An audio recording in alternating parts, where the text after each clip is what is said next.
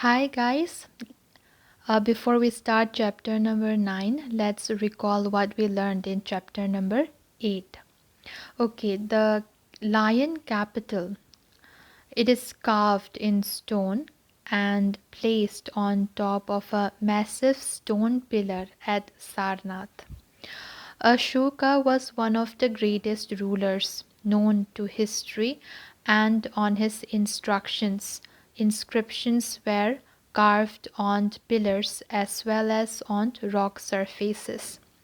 The empire that Ashoka ruled was founded by his grandfather, Chandragupta Maurya, more than 2300 years ago. Chandragupta was supported by a wise man named Chanakya or Kautilya. Many of Chanakya's ideas were written down in a book called the Arthasastra Dynasty. When members of the same family become rulers one after another, the family is often called a dynasty. The Mauryas were a dynasty with three important rulers. Number 1, Chandragupta, number 2, Bindusara, and number 3, Ashoka. There were several cities in the empire. These included the capital Patliputra, Taxila, and Ujjain. Takshila was a gateway to the northwest, including Central Asia, while Ujjain lay on the route from north to south, India. How are empires different from kingdoms? Number 1. Emperors need more resources than kings because empires are larger than kingdoms, of course, and need to be protected by big armies. So, also, they need a larger number of officials who collect taxes. The area around Patliputra was under the direct control of the emperor. This meant that officials were appointed to collect taxes from farmers, herders, craftspersons, and traders who lived in villages and towns in the area. Officials also punished those who disobeyed the ruler's orders. Many of these officials were given salaries. Messengers went to and fro, and spies kept a watch on the officials. And of course, the emperor supervised them all with the help of members of the royal family and senior ministers. There were other areas or provinces. Each of these was ruled from a provincial capital such as Takshila or Ujjain. Although there was some amount of control from Patliputra, and royal princes were often sent as governors. Local customs and rules were probably followed. Mauryas tried to control roads and rivers, which were important for transport, and to collect whatever resources were available as tax and tribute.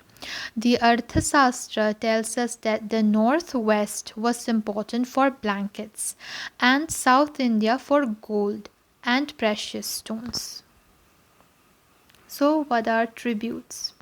Unlike taxes, which were collected on a regular basis, tribute was collected as and when it was possible from people who gave a variety of things more or less willingly. People living in the forest region were more or less independent, but may have been expected to provide elephants, timber, honey, and wax to Mauryan officials. Megasthenes was an ambassador who was sent to the court of Chandragupta by the Greek ruler of West Asia named Seleucus Nicator.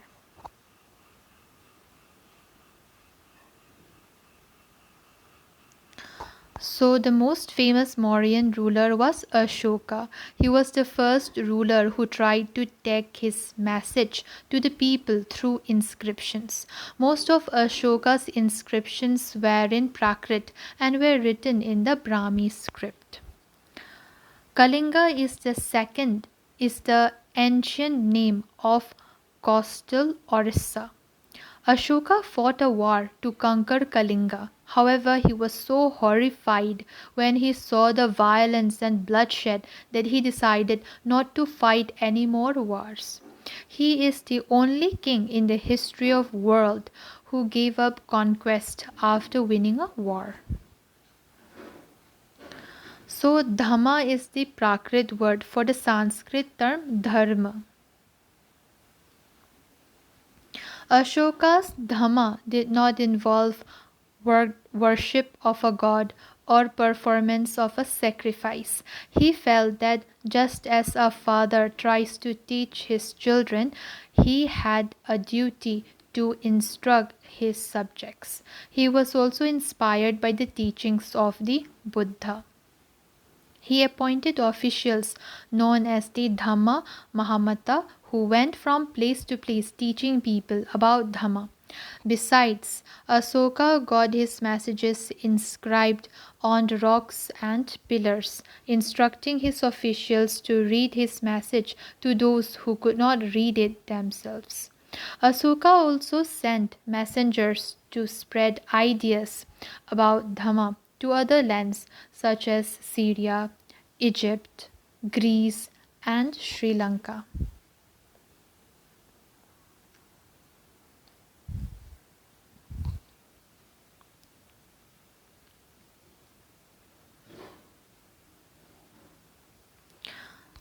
Beginning of the Mauryan Empire. It was about more than 2300 years ago.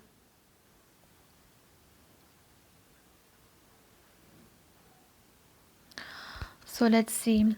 The Mauryan Empire collapsed about 2200 years ago. In its place and elsewhere rose several new kingdoms. In the northwest and in parts of North India, kings known as the Indo-Greeks ruled for about 100 years. They were followed by a Central Asian people known as the Shakas, who set up kingdoms in the northwest, north, and western India. Some of these kingdoms lasted for about 500 years, till the Shakas were defeated by the Gupta kings. The Shakas in turn were followed by the Kushanas about 2000 years ago. In the north and in parts of central India, a general of the Mauryas named Pushyamitra Shunga set up a kingdom. The Shungas were followed by another dynasty known as the Kanvas, and by rulers from other families till the establishment of the Gupta Empire about 1700 years ago. The Shakas, who ruled over parts of western India, fought several battles with the Satavahanas, who ruled over western and parts of central India. The Satavahana kingdom, which was established about 2100 years ago, lasted for about 400 years. Around 1700 years ago, a new ruling family known as the Wakatakas became powerful in central and western India. In South India, the Cholas, Cheras, and Pandyas ruled between 2200 and 1800 years ago. And about 1500 years ago, there were two large kingdoms, those of the Pallavas and the Chalukyas. There were several other kingdoms and kings as well. And about 1500 years ago, there were two large kingdoms, those of the Pallavas and the Chalukyas. There were several other kingdoms and kings as well. There were other changes that were taking place in which ordinary men and women played a major role. These included the spread of agriculture and the growth of new towns, craft production, and trade. Traders explored land routes within the subcontinent and outside, and sea routes to West Asia. East Africa, and Southeast Asia were also opened up, and many new buildings were built, including the earliest temples and stupas. Books were written, and scientific discoveries were made. These developments took place simultaneously, and that's all. Uh, so now let's start chapter number 9. So now let's start chapter number 9. Vital villages, thriving towns. Prabhakar at the blacksmith's shop. Prabhakar sat watching the smiths at the local shop. There was a small bench on which iron tools like axes and sickles were laid out, ready for sale. A bright fire was burning and two men were heating and beating metal rods into shape. It was very hot and noisy, and yet it was fascinating to watch what was happening. Iron tools and agriculture. We often take the use of iron for granted today. Things made of iron and steel are a part of our daily lives. The use of iron began in the subcontinent around 3000 years ago.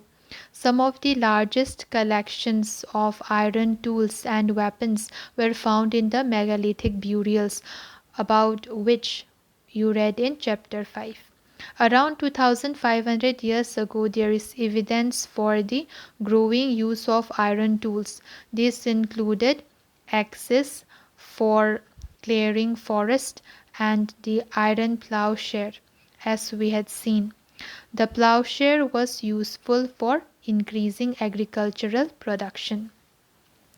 So these are the iron tools.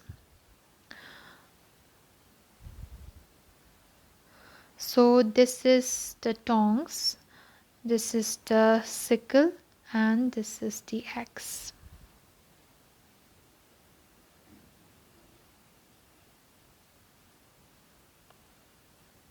Other steps to increase production, that is irrigation.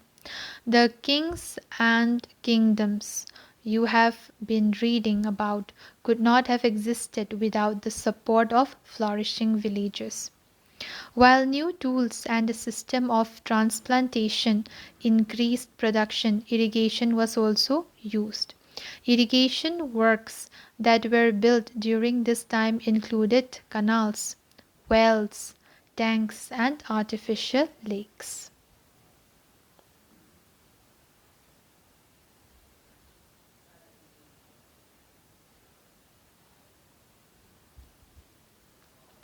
Who lived in the villages? There were at least three different kinds of people living in most villages in the southern and northern parts of the subcontinent. In the Tamil region, large landowners were known as Velalar. Ordinary ploughmen were known as Ujavar, and landless laborers, including slaves, were known as Kadaishyar and Adimai.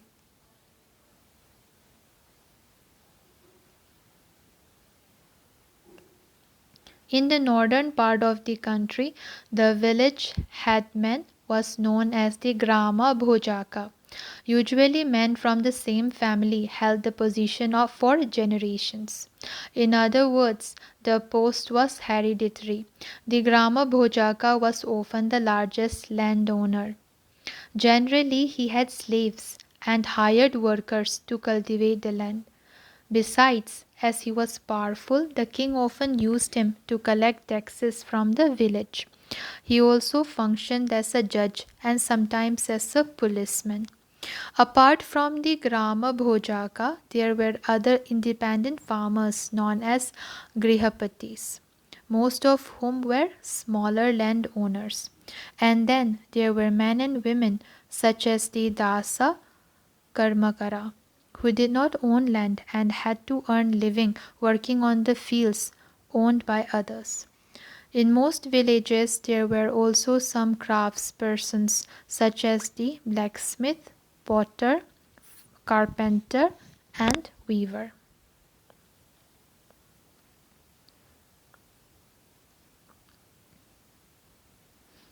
The earliest Sangam composition. Some of the earliest works in Tamil, known as Sangam literature, was composed around 2300 years ago.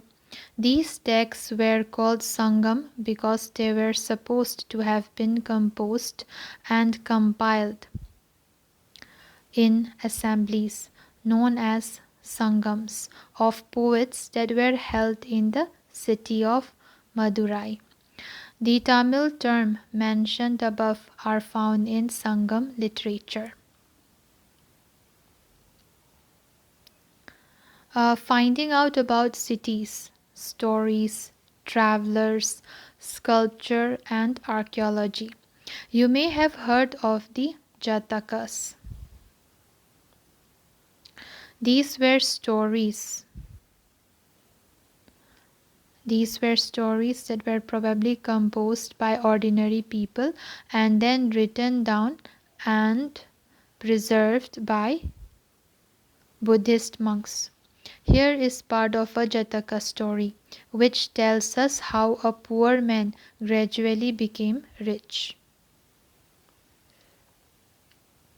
The clever poor man. Once upon a time there was a clever poor young man who lived in a city.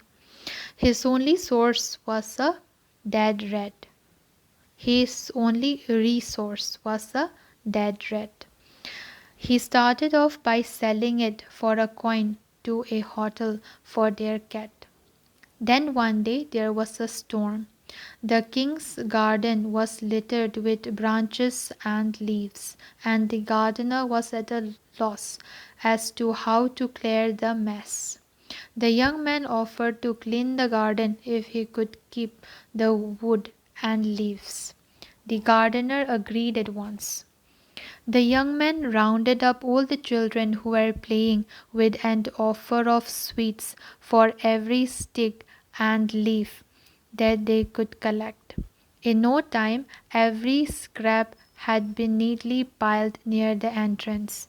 Just then, the king's potter was on the lookout for fuel with which to bake his pots. So he took the whole lot and paid the young man for it. Our young man now thought of another plan. He carried a jar full of water to the city gate and offered water to 500 grass cutters. They were pleased and said, "You have done us a good turn. Tell us what can we do for you." He replied, I'll tell you, I'll let you know when I need your help. He then made friends with a trader. One day the trader told him, "Tomorrow a horse dealer is coming to town with 500 horses." Hearing this, our young man went back to the grass cutter. He said, "Please give me a bundle of grass each, and don't sell your grass till mine is sold." They agreed and gave him 500 bundles of grass. When the horse dealer could not buy grass anywhere else, he purchased the young man's grass for 1,000 coins.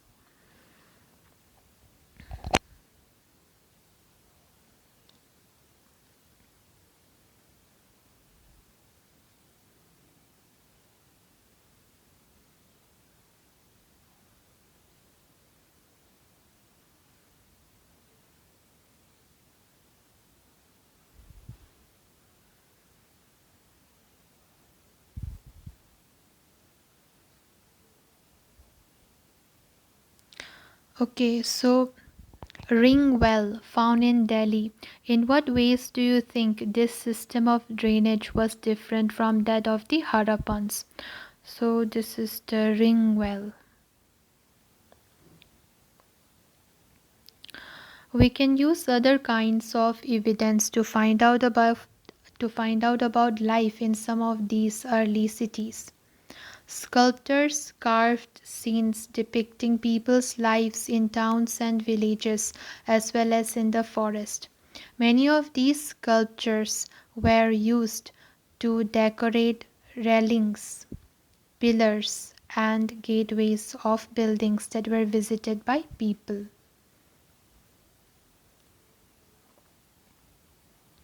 So, this structure, uh, this is a structure from Sanchi. This is a sculpture from Sanchi, a site with stupas in Madhya Pradesh, showing the scene in a city. You will learn more about Sanchi in chapter 12. Notice the way walls are shown. Are they made of brick, wood, or stone? Now look at the railings. Are they made of wood? Describe the roof of the buildings.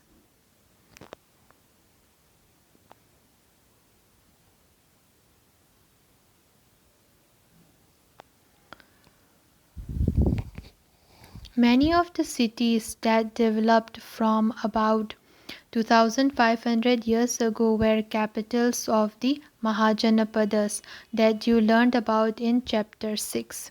As we had seen, many of these cities were surrounded by massive fortification walls.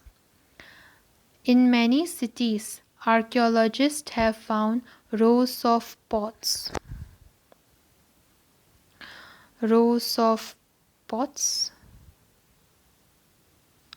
or ceramic rings, arranged one on top of the other.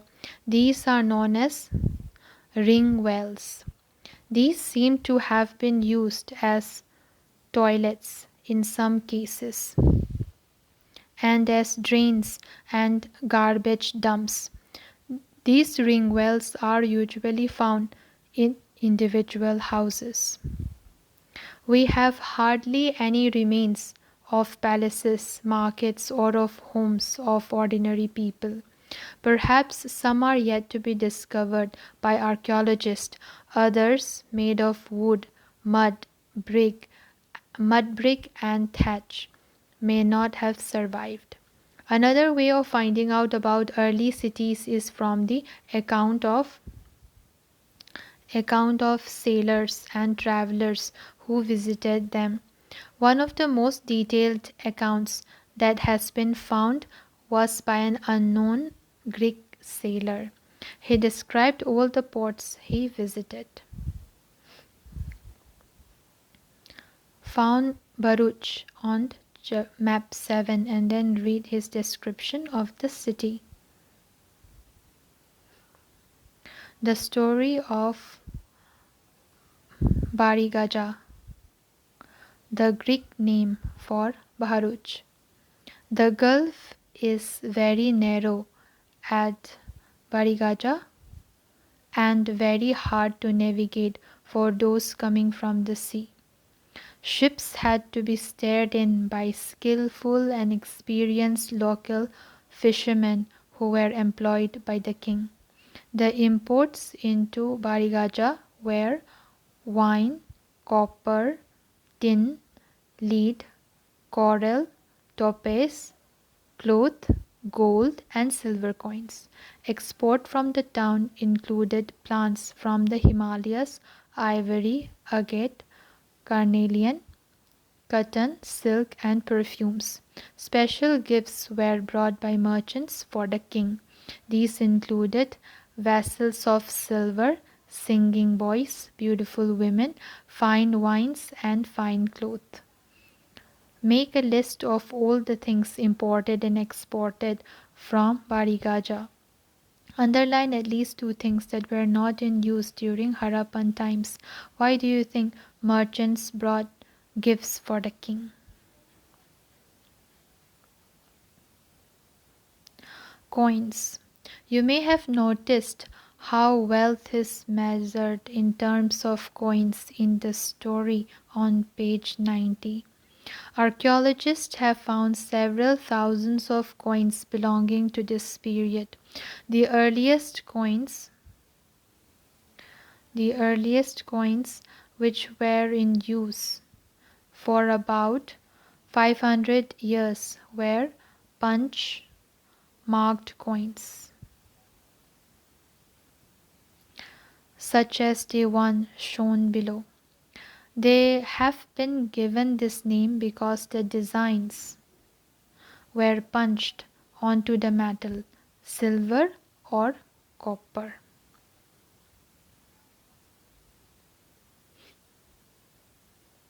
Other means of exchange. Read this short poem from the Sangam collection. As they carry the white paddy of their land to exchange it for the salt of another, crossing the long roads in carts, through sands white as moonlight, taking whole families who hate to be left behind. The departure of the salt merchants leaves the city empty. Salt was produced plentifully along the sea coast. What are the merchants planning to exchange it with? How are they traveling? Cities with many functions. Very often, a single town was important for a variety of reasons. Let us look at the example of Mathura. Mathura has been an important settlement for more than 2500 years. It was important because it was located at the crossroad of the two major routes of travel and trade, from the northwest to the east and from north to south. There were fortifications around the city and several shrines. Farmers and herders from adjoining areas provided food for people in the city. Mathura was also a center where some extremely fine sculpture was produced. Around 200 years ago, Mathura became the second capital of the Kushanas, about whom you will read in chapter 10. Mathura was also a religious center. There were Buddhist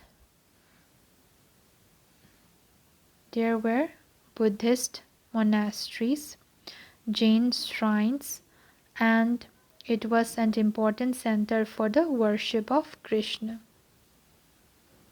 Several inscriptions on surface, such as stone, slabs and statues, have been found in Mathura. Generally, these are short inscriptions recording gifts made by men and sometimes women to monasteries and shrines. These were made by kings and queens, officers, merchants, and craftspersons who lived in the city. For instance, inscriptions from Mathura mention goldsmith, blacksmith, weavers, basket makers, garland makers, perfumers. Make a list of the occupations of people who lived in Mathura. List one occupation that was not practiced in Harappan cities. Crafts and craftspersons. We also have archaeological evidence for crafts. These include extremely fine pottery, known as the northern black polish ware. Northern black polish ware. It gets its name from the fact that it is generally found in the northern part of the subcontinent. It is usually black in color and has a fine sheen. Remember that the archaeological evidence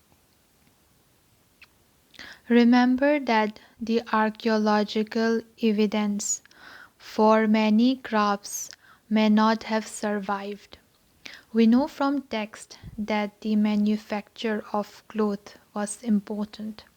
There were famous centers such as Varanasi in the north and Madurai in the south. Varanasi in the north and Madurai in the south.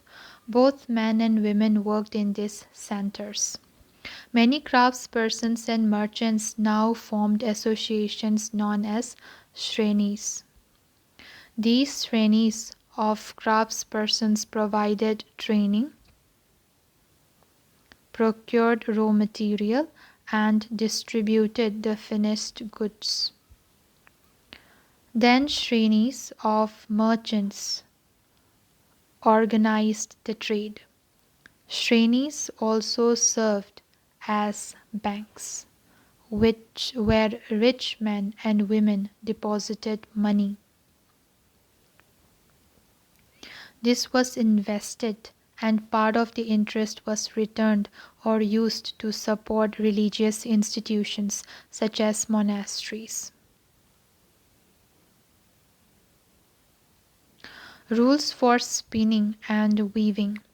These rules are from the Arthasastra mentioned in chapter 8. They describe how spinning and weaving could be done in workshops under the supervision of a special officer. Widows, young women who are differently abled, nuns, mothers of courtesans, retired women servants of the king, women who have retired from service in temples may be used for processing wool, bark, cotton, hemp, and flax. They should be paid according to the quality and quantity of work. Women who are not permitted to leave their homes can send maid servants to bring the raw materials from the superintendent and take the finished work back to him. Women who can visit the workshop should go at dawn to give their work and receive their wages. There should be enough light to examine the work. In case the superintendent looks at the women or talks about anything other than the work, he should be punished. If a woman does not complete her work, she will have to pay a fine and her thumbs can be cut off. Make a list of all the women who could be employed by the superintendent. Do you think women would have faced any problems while working? A closer look. Arikamedu. Find Arikamedu in Pondicherry. On map 7, page 113, and read the box on Rome on page 96. Between 2200 and 1900 years ago, Arikamedu was a coastal settlement where ships unloaded goods from distant lands. A massive brick structure, which may have been a warehouse, was found at the site. Other finds include pottery from the Mediterranean region, such as amphorae, tall, double-handled jars that contained liquids such as wine or oil, and stamped red glazed pottery known as Eretinware, which was named after a city in Italy. This was made by pressing wet clay into a stamped mold. There was yet another kind of pottery which was made locally, though Roman designs were used. Roman lamps, glassware, and gems have also been found at the site.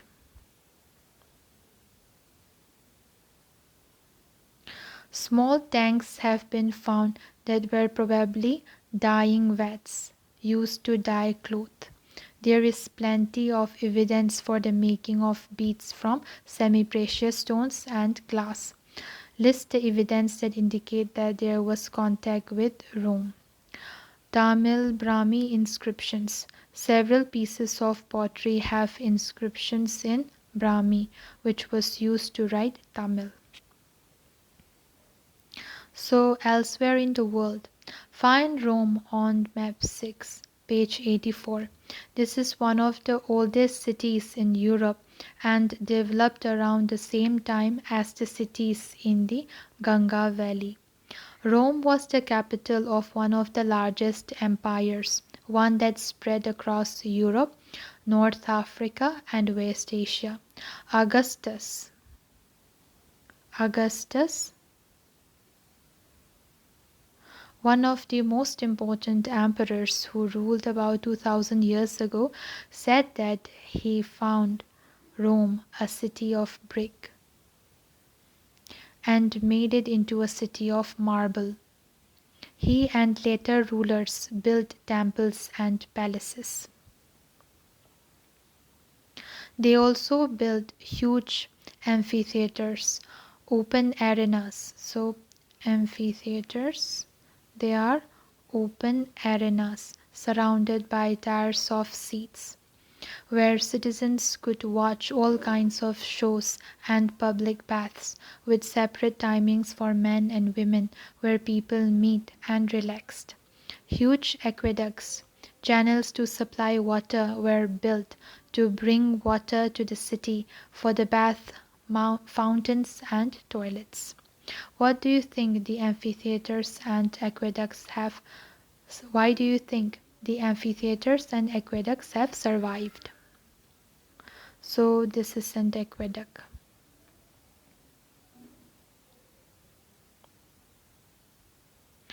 Keywords: iron, irrigation, village, port, ring well, city, Shreni, and Sangam. Fill in the blanks. Velalar was a word used for large landowners in Tamil. The Grama Bhojaka often got his land cultivated by the slaves and hired workers. Ploughmen were known as Ujavar in Tamil. Most Grihapatis were smaller landowners. Choose the correct answer. Ring wells were used for drainage. Punched marked coins were made of silver and copper. Mathura was an important religious center. Shrenis were associations of craftspersons. Some important dates: beginning of the use of iron in the subcontinent about 3000 years ago. Increase in the use of iron cities, punched marked coins about 2500 years ago. Beginning of the composition of Sangam literature about 2300 years ago. Settlements in Arikamedu, that is in Pondicherry, between 2200 and 1900 years ago.